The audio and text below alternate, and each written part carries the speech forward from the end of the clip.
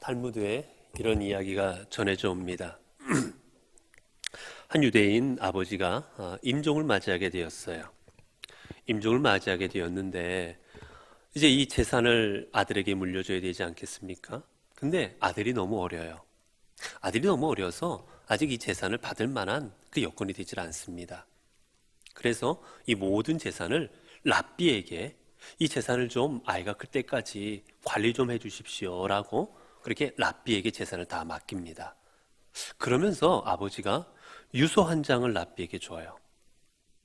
이 재산을 나중에 처분하는 것을 꼭 이 유서대로 해주십시오라고 하고 유서를 전해줍니다.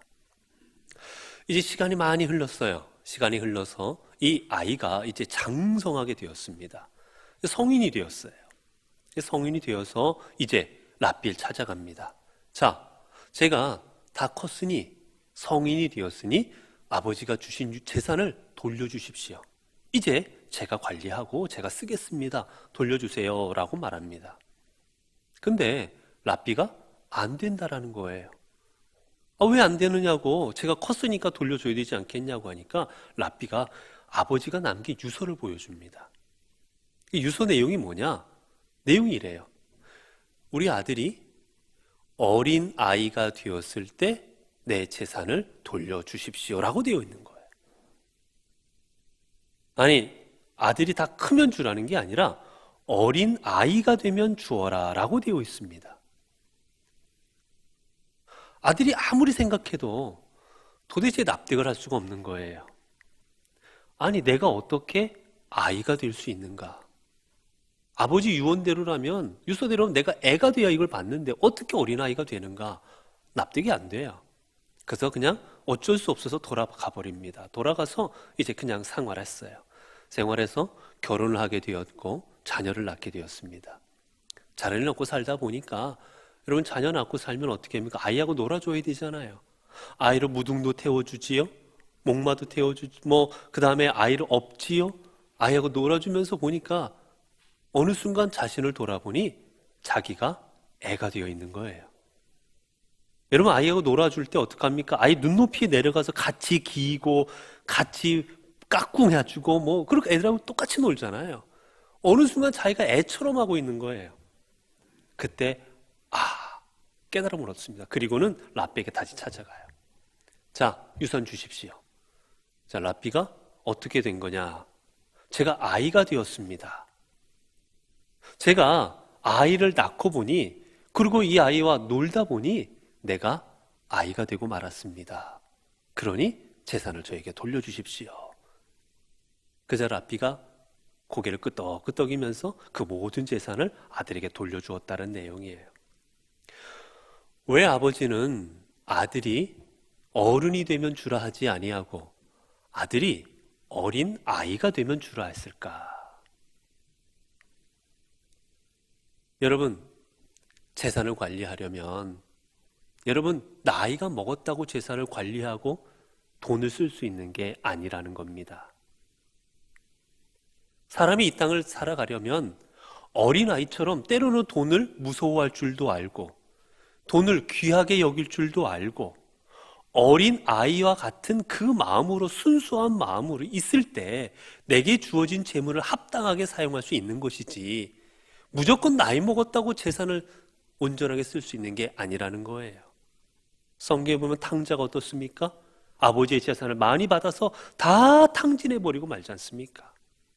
이것을 안 아버지는 이 아이의 심정에 비록 나이를 먹었어도 자신에게 주어진 것을 귀하게 여기고 자신에게 주어진 것을 무서워할 줄도 알고 그 앞에서 순수할 줄도 아는 그런 어린아이와 같은 마음과 신앙을 가졌을 때 비로소 내가 물려준 재산이 이 아이에게 득이 될 수 있다고 이 아버지는 알았기에, 그런 마음이 없이 재산을 가져가면 도리어 아들을 망칠 수 있다는 걸 알았기에 아버지는 아들이 어린아이가 되면 재산을 물려주라고 그렇게 유서를 남겨주었던 것입니다. 참 지혜로운 아버지지요. 여러분, 이제 이렇게 살아가면서 많은 분들을 만나다 보면 특별히 교계에 존경받는 우리 목사님들이나 아니면 장로님들이나 권사님들이나 그런 분들, 그리고 사회 지도층의 인사들이나 이렇게 많은 분들을 만나게 됩니다. 제가 많은 분들을 만나면서 느끼는 것 중에 하나가, 많은 분들에게 존경을 받고 많은 분들이 우러러보고 나도 저분처럼 저렇게 신앙생활하고 저분처럼 살아가야지라는 분들을 대하면 대할수록 느끼는 게 뭔지 아십니까? 연세가 많으시고 때로는 내가 가까이 할 수 없을 정도로 저보다 높은 신앙을 가진 그런 귀한 분들인데, 그분들을 만나면 느끼는 감정이, 아, 이분 참 아이 같다라는 마음이에요. 만나 이야기하다 보면 참 순수하십니다. 만나 이야기하다 보면 어린아이처럼 깨끗한 마음을 갖고 계세요. 어린아이처럼 작은 것 하나에도 기뻐하고, 어린아이들처럼 자기가 할 수 없는 일 앞에는 할 수 없다고 솔직하게 말을 하고, 어린아이 같은 그 마음을 갖고 계신 분들, 그 분들을 보면서 아, 어떻게 연세가 드셨어도 저런 마음을 갖고 저렇게 삶을 사실 수 있을까 놀라워할 때가 많이 있습니다. 여러분, 일반적으로 우리들은 어른스러운 걸 좋아합니다. 어른다운 걸 좋아해요. 아이들도 빨리빨리 커서 어른이 되면 좋겠다 생각을 합니다. 어린아이들이 그래서 말을 빨리 배워도 좋아하고, 어린아이들이 뭔가 다른 애보다 빨리 나가면 더 좋아합니다. 그래서 빨리빨리 키워서 어른을 만들려고 하지요. 다른 아이보다 더 많이 가르치고, 다른 아이보다 더 많이 경험하게 해서 더 빨리 어른이 되어서 빨리 자리 잡고 어른답게 생활하라고 우리들은 많은 것을 배려하고 그렇게 길을 열어주려고 노력합니다.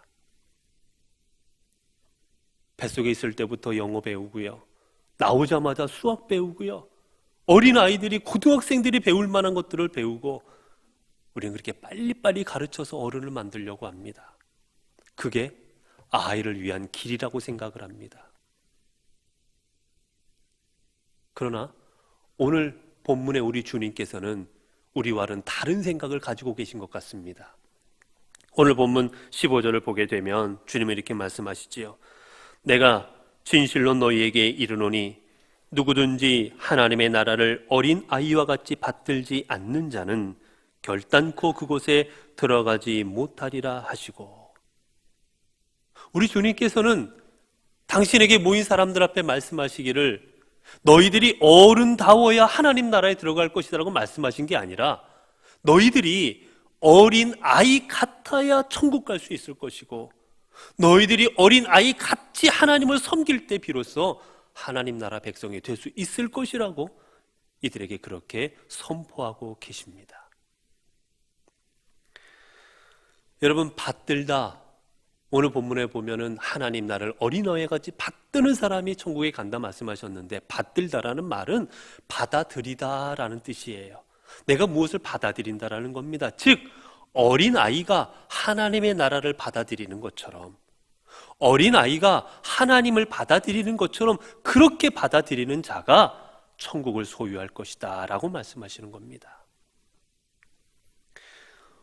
주님께서 갑자기 어린아이를 언급하신 이 배경은 이렇습니다. 주님께서 마을에 들어가시자 사람들이 주님 앞에 몰려들기 시작합니다. 여러분, 지금도 여러분 유명한 사람이 어디 오게 되면 많은 사람들이 몰려들잖아요.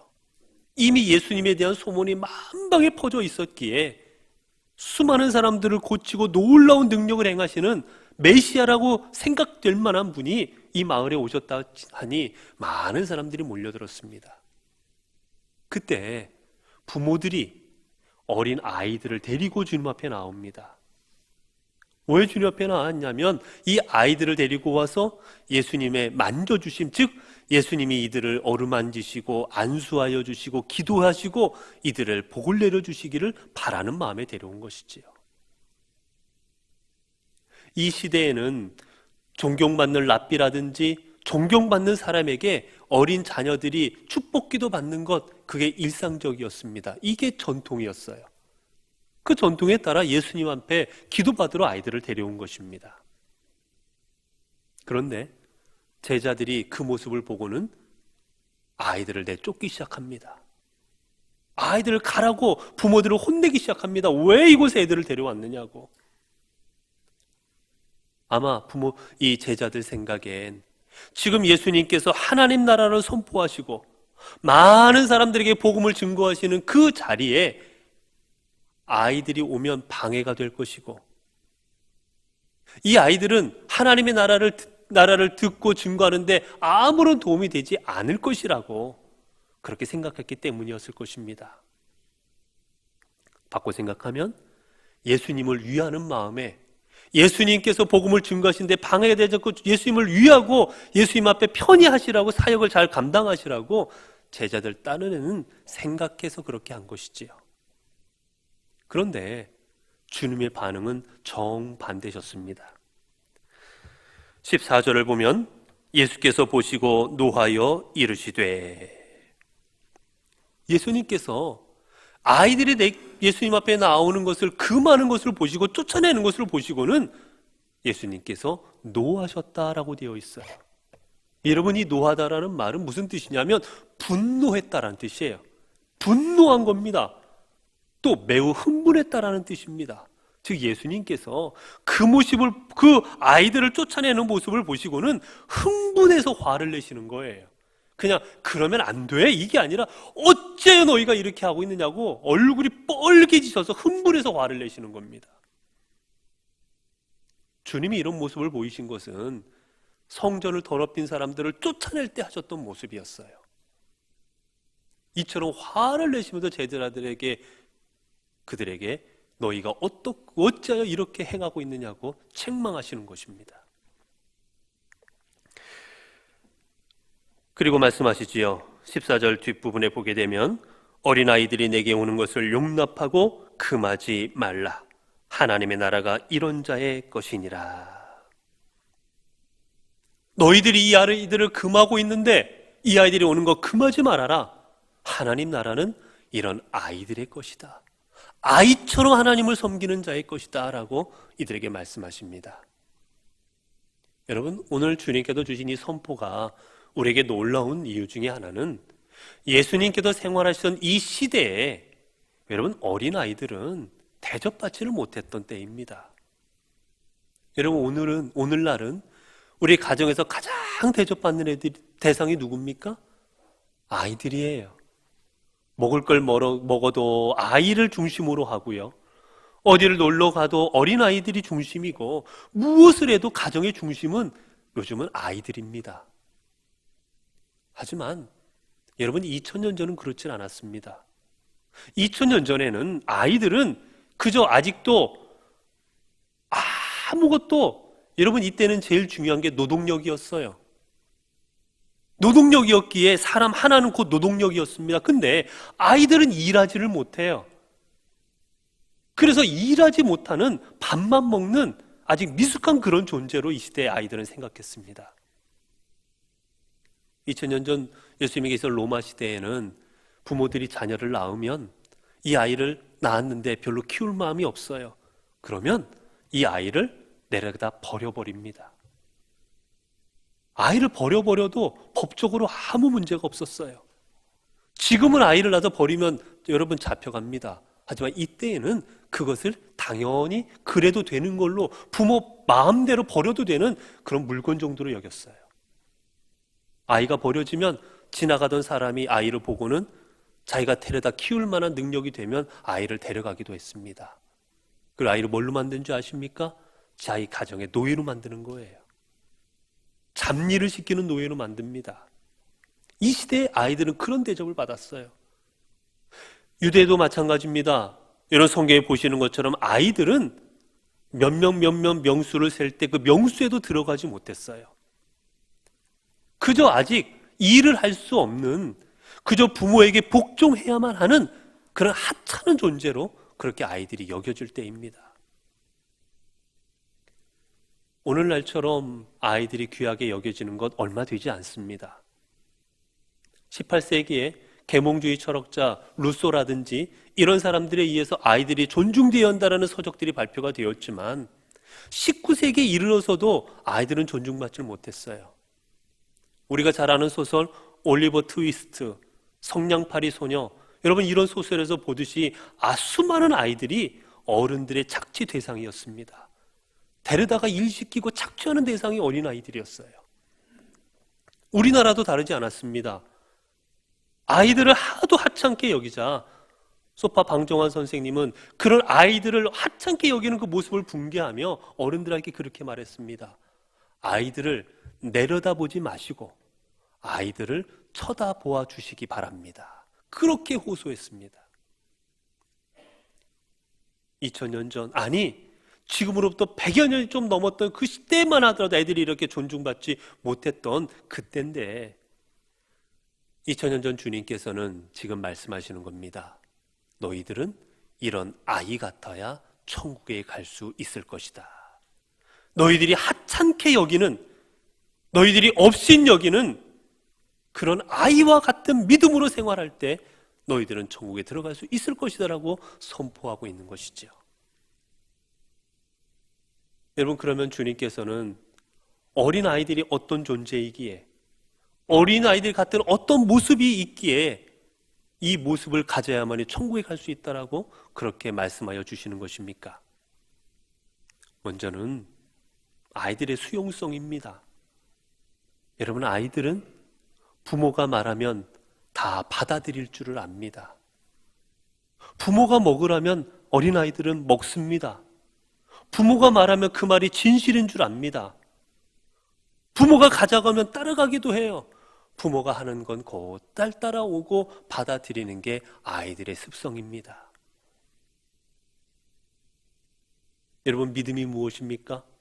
그런 말이 있습니다. 믿음은 어린아이들이 선물을 받기 위해서 내민 손과 같다. 여러분, 아이들이 선물 받으려고 손을 내밀면 이러고 있겠지요. 그리고 주는 선물은 그대로 받고 그리고 그것을 기뻐하고 감사합니다. 여러분, 믿음은 하나님께서 주시는 대로 내가 받고 기뻐하고 감사하는 거예요. 그게 믿음입니다. 아이들은 부모가 주는 것을 그대로 받아들일 줄 알지만 점점 나이가 먹을수록 어른이 될수록 받아들이지 않으려 합니다. 내 입맛에 안 맞으면 안 먹으려 하고 내가 좋아하는 것 아니면 안 받으려 하고 좋아하는 걸로 바꿔달라고 하고 내가 좋아하는 곳이 아니면 가지 않으려 하고 점점 내 생각이 강해져서 받아들이질 않습니다. 말씀도 마찬가지입니다. 어린아이들일수록 예수 그리스도께서 이 땅에 동정녀 마리아를 통해 태어나셨다는 것, 그리고 그 예수님께서 우리를 위하여 십자가에 못 박히셨다는 것, 그리고 다시 사흘 만에 부활하셨다는 것, 당신의 사랑하는 백성들을 책임지신다는 것, 당신의 백성을 위해 홍해를 가르시고 메추라와 끼와 만나로 먹이셨다는 것, 이 모든 것을 아이들은 받아들입니다. 그러나 어른이 될수록 설마 그랬겠어? 어떻게 그런 일이 일어날 수 있겠어? 의심하며 받아들이지를 않는 것이지요. 그렇기에 이 아이와 같은 믿음이 소중한 것입니다. 또한 아이들은 어떤 믿음을 갖고 있습니까? 아이들은 부모를 전적으로 의존합니다. 여러분, 어린아이들은 부모 떨어지면 난리가 납니다. 울고불고 엄마 아니면 못 사는 것 같이 아이들이 해요. 여러분, 믿음이 무엇입니까? 믿음은 내가 하나님 아니고는 못 살겠다고 생각하는 것, 그게 바로 믿음입니다. 하나님이 나를 바라봐 주지 아니하시고 하나님이 내 곁에 없으시고 하나님이 나를 도와주지 아니하시면 나는 못 삽니다라는 것, 이게 믿음인 거예요. 아이들은 부모만 있으면 되고 부모가 내 모든 것을 책임져 주실 줄로 믿고 그 모두 부모에게 내 모든 것을 다 맡깁니다. 자신의 인생, 내가 먹을 거, 내가 입을 거 부모에게 다 맡기고 그리고 의존하고 그리고 부모가 가는 대로 해주는 대로 다 받아들이게 되는 것이지요. 여러분, 그렇기에 여러분 누군가를 의존한다라는 것 돌이켜보면 그건 신뢰가 있을 때 가능한 일입니다. 애들이 아무한테나 의존하는 건 아니에요. 자기 부모에게만 의존합니다. 내가 믿는 대상에게만 의존하는 거예요. 지나가는 아이한테 뭐 주면 잘 안 받아 먹어요. 가족이나 줘야 받아 먹지. 신뢰가 있어야 되는 겁니다. 의지한다라는 건 신뢰예요. 그렇게 믿음 또한 신뢰가 있을 때 믿음이 가능한 겁니다. 하나님이 나를 버리지 아니하실 것이고 예수 그리스도가 내 구세주가 되신다라는 그 믿음과 신뢰가 있을 때 우리의 신앙이 자라나는 거지요. 여러분, 가룟 유다가 어떻습니까? 가룟 유다, 예수 그리스도가 그들의 메시아라는 것, 예수 그리스도가 우리를 구원하게 이 땅에 오셨다라는 것, 이것을 믿지 아니하자, 이 믿음이 깨지기 시작하자 그는 예수 그리스도를 배반하고 예수님을 은삼십에 팔아버리고 말아버립니다. 예수님께서 바다 위를 걸어오실 때 베드로는 주님 앞에 간청합니다. 주여, 내가 주께 갈 수 있도록 해달라고, 나 또한 주님 앞에 걸어 주님 앞에 나아가도록 해달라고. 그때 주님께서 나오라고 말씀하시자 베드로는 인류 최초로 바다 위를 걸어서 주님 앞에 나아갑니다. 그러나 이내 곧 바닷물에 빠지고 그가 허우적거릴 때 주님께서 그를 건져내시면서 하신 말씀이 이거예요. 믿음이 작은 자여 왜 의심하였느냐. 예수님이 나를 오라 하셨으니 내가 이 바다 위를 걸어갈 수 있다라는, 내가 걸어갈 수 있도록 주님이 지키실 것이라는 그 신뢰가 깨지고 믿음이 깨졌을 때 그는 다시 바닷속에 빠질 수밖에 없었던 것입니다. 예수님의 제자들과 사도들, 예수님을 따랐던 수많은 성도들이 어떻게 자신의 목숨까지 내어놓으면서 주님을 증거할 수가 있었습니까? 이유는 바로 나를 위해 십자가에 못 박으시고 또한 부활하신 예수님께서 지금도 내 곁에 계시고 그 주님께서 내 영혼을 거두어 주실 것이고 내가 믿음 가운데 순교당하면 내 영혼을 책임지시고 천국으로 인도하여 주실 것이라는 그 믿음, 신뢰가 있었기에 자기 목숨을 내어놓고 주님께 충성할 수가 있었던 것이지요. 여러분, 그렇기에 주님을 신뢰하는 마음이 없으면 우리는 믿음 생활을 한다는 건 불가능한 일입니다. 이런 이야기가 있습니다. 조신영 목사님의 목회일기에 나오는 글인데 그 중에 멋쟁이 하나님이라는 부분이 있어요. 여기 이런 내용이 나옵니다. 이 목사님께서 이제 신학교에 입학하셔서 신대원을 다니시고 1년이 지난 다음에 이제 교회 전도사로 이제 내가 사역을 해야 되겠다 해서 교회 전도사로 나가기로 되어 이제 마음을 먹었습니다. 이제 여러 교회들이 있는데 그 중에 한 교회에서 연락이 왔어요. 면접을 와서 면접을 하자고. 이제 전도사 면접을 하러 가야 되는데 문제가 생겼습니다. 뭐냐면 목사님에게 양복이 없었던 거예요. 지금도 그렇지만 예전에는 신학생들이 참 많이 가난해서 사실 밥도 못 먹는 신학생들이 저 때만 하더라도 참 많았습니다. 그런 양복 살 돈이 어디 있었겠어요? 전도사가 면접하러 교회를 가는데 사복을 입고 갈 수도 없고, 그래서 하나님 앞에 기도드렸답니다. 하나님께서는 내 인생을 책임지시는 분 아닙니까? 그러면 양복을 어디서 갖다 주시든지 아니면 양복 살 돈을 뚝 떨어지게 하시든지 둘 중에 하나 하시라고 해달라고 하나님 앞에 간절하게 기도를 드렸대요. 간절하게 기도를 드리고 이제 하나님께서 응답해 주시기만을 기다렸는데 아무런 응답이 없으시더랍니다.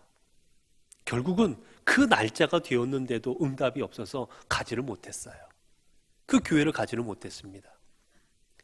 근데 그래서 너무나도 속상하고 너무나도 괴로운 마음, 왜 하나님께서 응답을 안 해주셨을까라는 마음으로 속상해하고 있는데, 같이 있던 그 전도사님 중에 하나가 그 다른 교회 면접을 갔다 와서는 아주 좋아하면서 자랑을 하더랍니다. 내용이 뭐였냐면 자기가 허스름한 옷을 이렇게 양복을 입고 교회가 면접을 보고 이렇게 했더니만 그 교회를 사역을 했더니 그 교회 집사님이 보시고는 전사님이 양복이 그렇게 어떡하겠냐고 양복 살 돈을 줘서 양복을 사 입었다고 그렇게 그걸 자랑하더래요. 자기는 양복이 없어 면접도 못 보러 갔는데 목사님이 얼마나 화가 나든지 하나님께 항변했답니다. 하나님, 사람을 차별하십니까? 누구는 면접도 볼 기회도 주시고 누구는 그 교회 가서 양복도 얻어 입게 하시고, 아니 나는 양복도 안 주시고 면접도 못 보게 하시고, 도대체 인간을 이렇게 차별하셔도 되는 거냐고, 왜 사람 차별하시느냐고 하나님 앞에 항변을 했대요. 그리고 며칠이 지났답니다. 며칠이 지났는데 지나고 난 다음에 매형한테 연락이 왔대요. 잠깐 집에 좀 오라고. 집에 갔더니 매형이 이렇게 양복 하나를, 아주 값비싸 보이는 양복을 이렇게 주더랍니다. 이게 뭐냐고 그랬더니 이 매형이 돈을 그냥 한참 동안 돈을 모아서 큰 맘 먹고 아주 좋은 양복을 한번 사셨다고 그래요. 사서 이것을 이거 이제 한번 입고 이제 보는데, 볼 때마다 처남이 생각나더랍니다. 아이고, 우리 처남 전도사 하려면, 교역자 생활하려면 양복이 필요할 터인데 자꾸 양복을 볼 때마다 처남이 생각나더래요. 도저히 못 입겠다고, 아무리 봐도 이 양복은 처남 것 같다고, 처남 가져가 입으라고.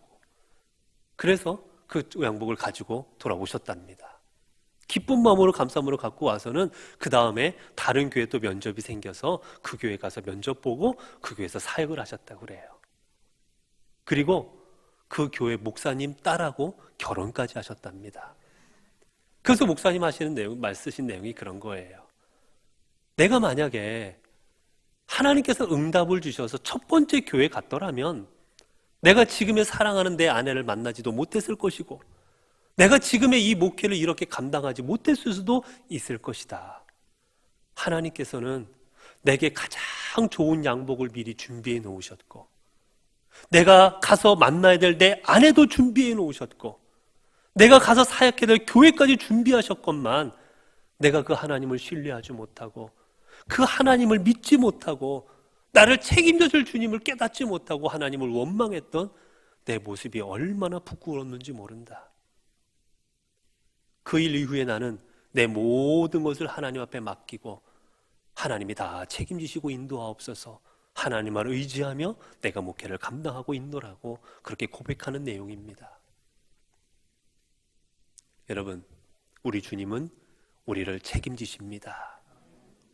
우리 주님은 우리의 삶을, 모든 것을 가장 좋으로 준비하여 주시고 우리의 삶을 인도하시는 분입니다.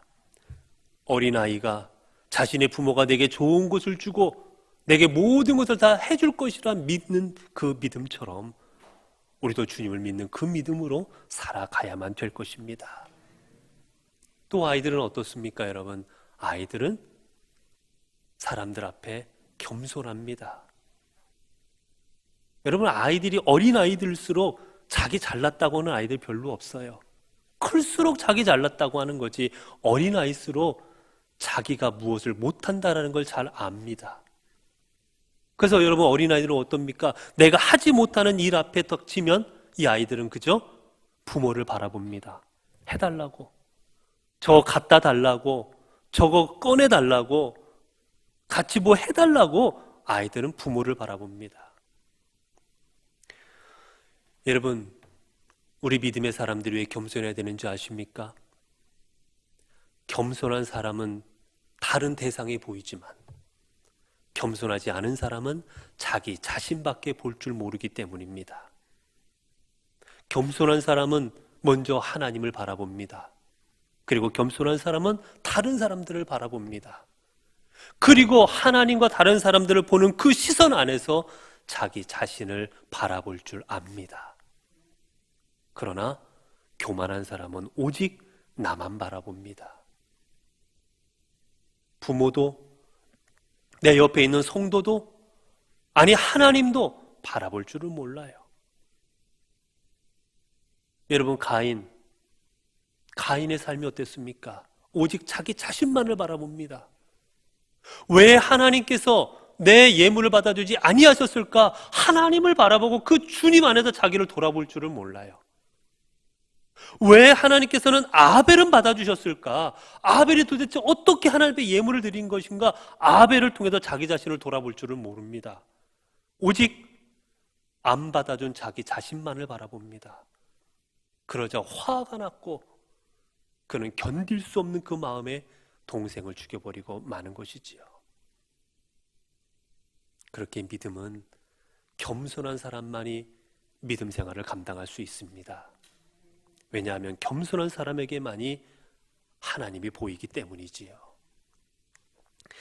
여러분, 오늘 본문의 말씀은 우리에게 무엇을 말씀하십니까? 어린아이와 같지 아니하면 천국에 갈 수 없을 것이다. 이 말은 우리에게 주님께서는 두 가지를 교훈을 주고 계십니다. 하나는 우리 어른들이 어린 아이와 같은 믿음을 가지고 살아가라고 말씀하시는 겁니다. 두 번째는 그 믿음으로 우리가 어린 아이들을 양육하라는 것입니다.